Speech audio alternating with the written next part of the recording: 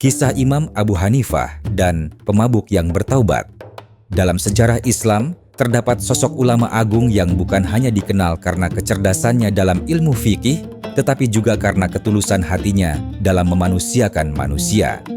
Dialah Imam Abu Hanifah, seorang mujtahid besar, pendiri mazhab Hanafi, dan teladan dalam akhlak serta empati. Kisah-kisah hidup beliau tidak hanya menyajikan ilmu, tetapi juga limpahan hikmah dalam bersikap terhadap sesama. Salah satu kisah paling menggetarkan adalah tentang perjumpaannya dengan seorang lelaki mabuk di malam hari. Kisah yang syarat pelajaran tentang kasih sayang, pengampunan, dan upaya menyelamatkan hati yang tersesat.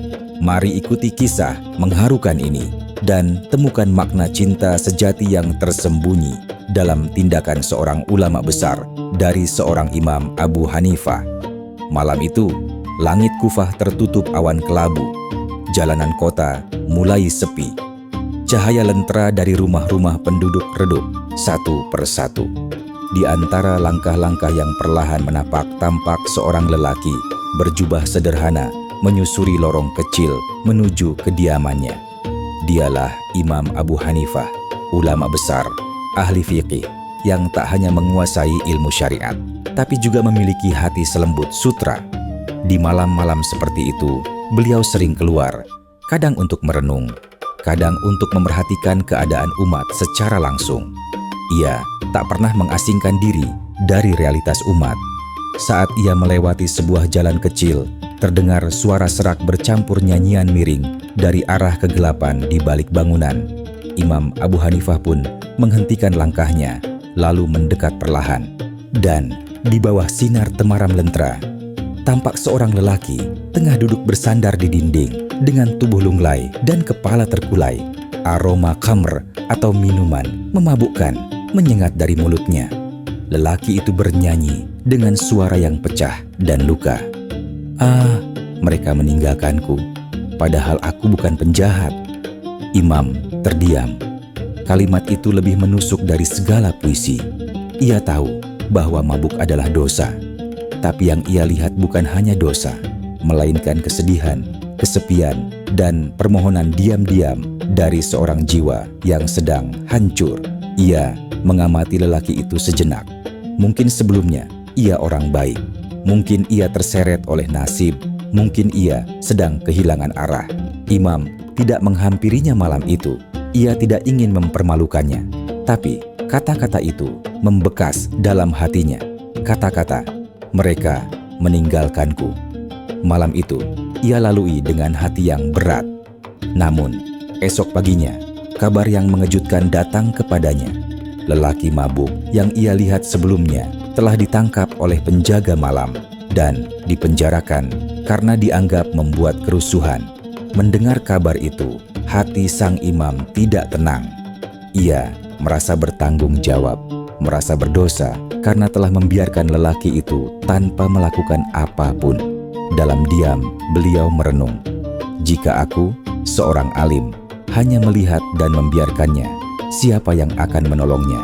Siapa yang akan menunjukkan bahwa Allah masih peduli padanya? Tanpa menunggu, Imam Abu Hanifah segera pergi ke penjara, tempat lelaki itu ditahan. Ia menemui sang penjaga dan berkata dengan lembut namun tegas, "Lepaskan lelaki itu. Aku akan menanggung dendanya." Penjaga pun bingung seraya menjawab, "Siapa dia bagimu, wahai imam?"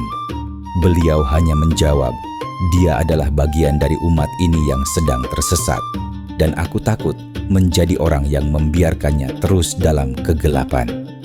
Imam Abu Hanifah lalu memberikan sejumlah uang sebagai tebusan, bukan dengan maksud suap yang haram, melainkan untuk membebaskan seorang jiwa yang tertawan oleh kehinaan dunia.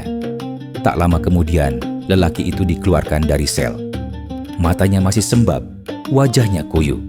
Ia menunduk tak percaya saat melihat sosok yang ada di depannya. "Engkau Imam Abu Hanifah, ulama agung?" tanya lelaki tersebut. "Mengapa engkau peduli padaku?" Ia melanjutkan.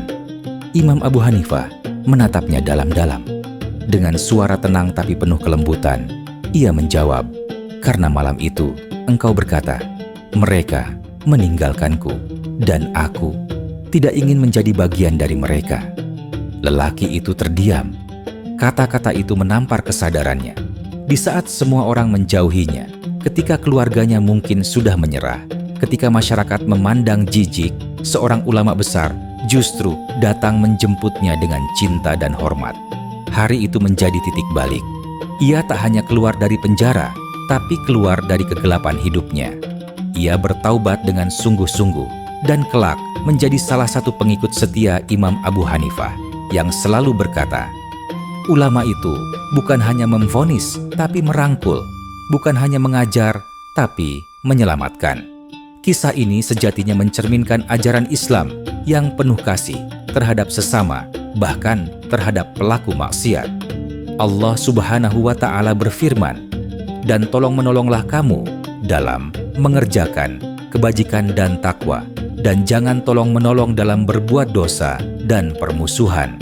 Seperti tercantum dalam Quran, Surah Al-Ma'idah, ayat 2. Selain itu, kita juga bisa menemukan hal yang sama dalam sabda Nabi Muhammad Shallallahu Alaihi Wasallam.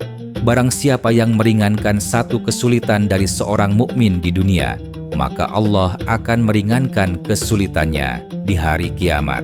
Hadits riwayat Muslim.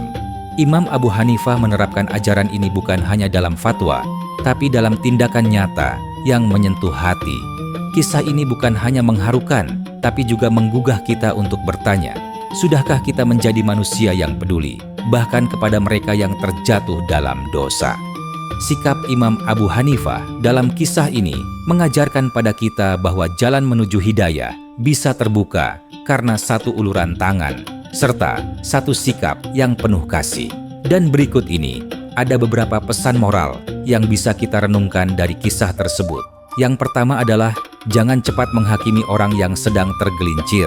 Imam Abu Hanifah tidak mencela lelaki mabuk tersebut, tapi mencari cara menyelamatkannya dari kehinaan dan kesendirian.